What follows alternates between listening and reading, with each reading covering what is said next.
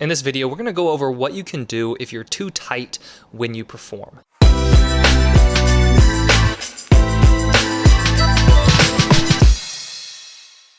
Hey there, I'm Eli Straw, I'm a performance coach and the founder of SuccessStartsWithin.com. When you're too tight and you're too tense, you'll never perform up to your potential. You're going to be holding yourself back. You'll be too rigid. You're not going to be performing freely and naturally. So we have to figure out, how do we get you to relax? How do we get you to just settle into the moment and not be performing with so much tension and so much tightness? Now that's a lot easier said than done, right? Getting yourself to the point where you're no longer performing with this tension and performing tight is a very difficult thing for us to do. But it is something that I've helped a lot of athletes within one-on-one coaching do, and the key to it is us figuring out, how do we get you to relax into the moment, and how do we also leverage your confidence so that you can trust yourself more to just perform freely. So what we're going to be going over in this episode is a strategy that you can use to help calm your mind as you are performing, right? So during the game, we want to calm our minds. But then we also want to look at, how can we build confidence on an ongoing basis to help with this trust when you perform. But before I go into those two parts of the strategy, I want to talk about where this tension really comes from in the first place. And this is helpful because it will give us clearer insight into how we're going to relax during the game. Now, whenever I'm working with an athlete in one-on-one coaching, which, by the way, if you are interested in learning more about the one-on-one coaching I offer, I've put a link to that in the description below. One of the big ideas that we talk about is how their thinking impacts their performance. Whenever they're performing tight, there will be certain thoughts that they have throughout the week, certain thoughts they have going into games, and certain thoughts they have during games that are creating this tension. Now, a prime example of this is when an athlete thinks that they have to play a certain way. Now, every athlete, right, that I've talked to, myself included, right, and every athlete I've known wants to play well. But there's a difference between wanting to play well, really working to play well, and thinking, I have to play well.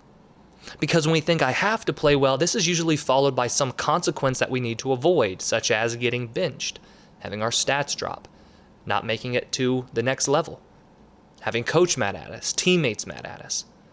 So we're thinking that we have to play well. The more the athlete thinks I have to play well, the more tension and pressure that they are putting on themselves. So we see that this type of thinking, which is focused on I have to play well, is actually increasing the tension that the athlete plays with. Another type of thought is when an athlete is having a lot of fearful thoughts, such as, okay, I hope I don't make any mistakes today. As they think that before the game, and as they think that during the game, maybe even during the game, they're thinking, I can't mess up. Again, that is starting to create this tension. We will see our thinking drive tension, we'll see it drive tight play because, the way we're thinking, it's impacting our emotional state. It's influencing how we feel. And if we don't control those stressful and those worrisome and those expectation-filled thoughts, it's only going to drive more tension, more stress, and more tight play.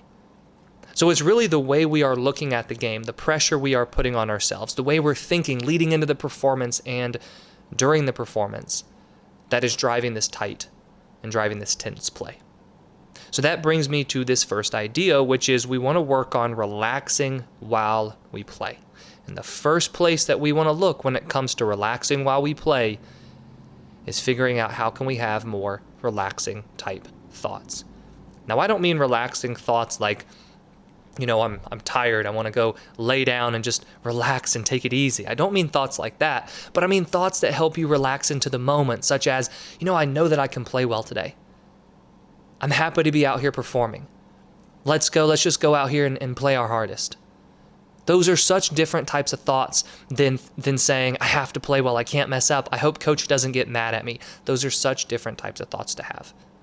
And I've seen this happen time and time again when I'm working with athletes, where they change their thinking and they're able to relax more into the moment because they are no longer putting so much tension and so much pressure on their performance. So the first thing you want to do when you're performing, if you want to work on relaxing into the moment, is changing your thinking.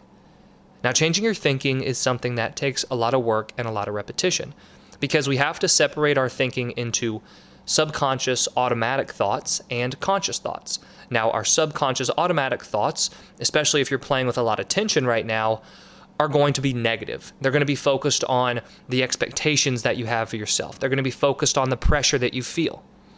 We want to work on changing those automatic thoughts.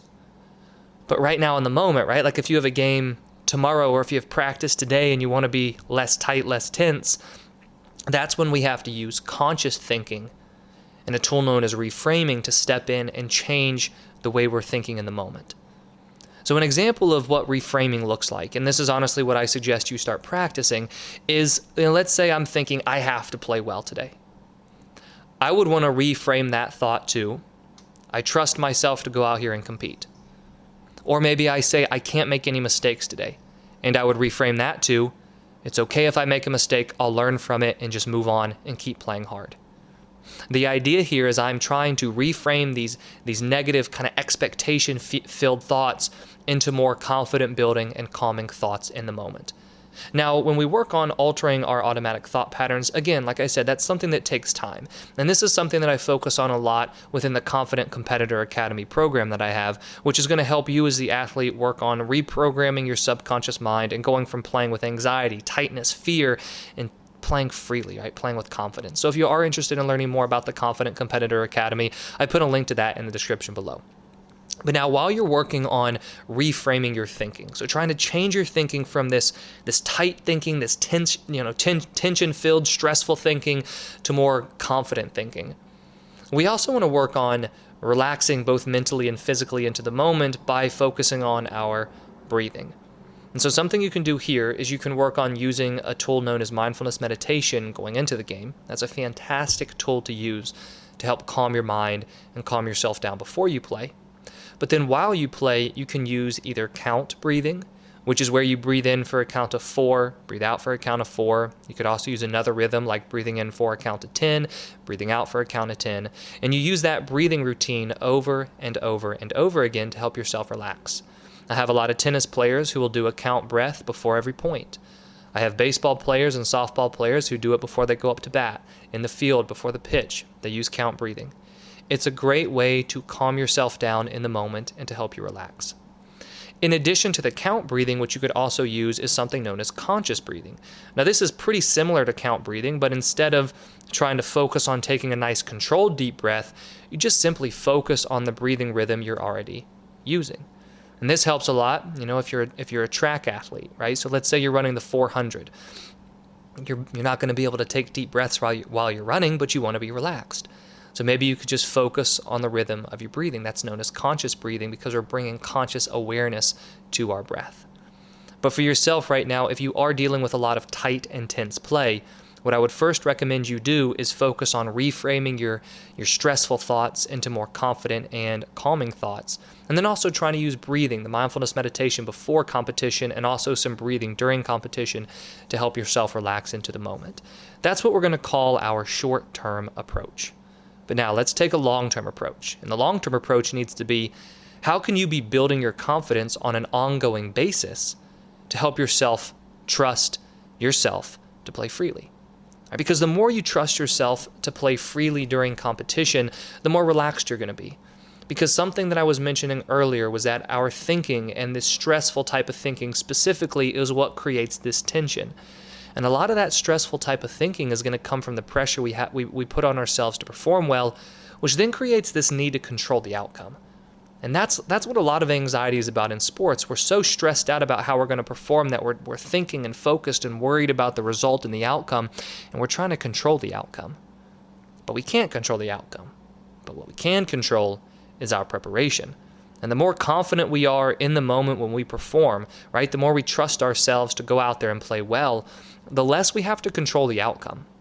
And the less we feel like we have to control the outcome, the less tension will be present when we perform. So while you're using tools like breathing and self-talk to help relax yourself while you play, you need to make sure you're doing everything you can during the week to build confidence.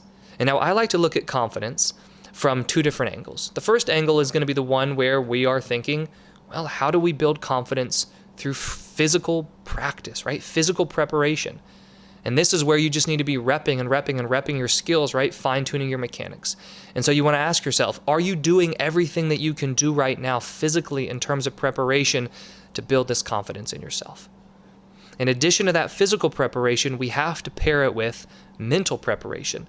Because I've worked with many athletes who do a ton of physical preparation work, but they still play with tension. They still doubt themselves. And the reason is because they haven't put in the mental work to help themselves feel confident as well. So this is where we want to make sure we are working on our thought patterns on an ongoing basis. We're using a self-talk routine every day to repeat positive self-talk statements so we reprogram our subconscious mind. We want to work on using visualization every single day to visualize ourselves performing in these pressure-filled and stressful situations so that we can build confidence in ourselves. And then we also want to make sure we're doing things like mindfulness meditation, breathing exercises on an ongoing basis so that we can work on building the skill of being calm and relaxed. But if you really want to build confidence in yourself in order to trust in yourself during games, because you know that the more you trust yourself, the more you are able to relax into the moment, you need to make sure you are preparing physically, and you need to make sure you're also preparing mentally and building this confidence on an ongoing basis and seeing confidence as a skill you need to be proactively building. But right now, if you are playing with tension, right, you're playing tight. If you keep that up, we know you're going to keep underperforming. So we have to make sure that we are taking this short-term approach, right, using the self-talk, the breathing, and any other tool that you can use, right, or any other tool that you have used that's successful for helping you relax into the moment to help you be calmer when you play. But then we also know that the more confidence you can build in yourself on an ongoing basis, the more you'll be able to trust yourself when you perform. And when you're able to relax into the moment, when you're able to trust yourself during games, you're able to let go of this tight, intense play and perform up to your potential. I hope you enjoyed this video, and if you did, please hit that like button and subscribe if you haven't already. I put out new videos each week on sports psychology and mental training.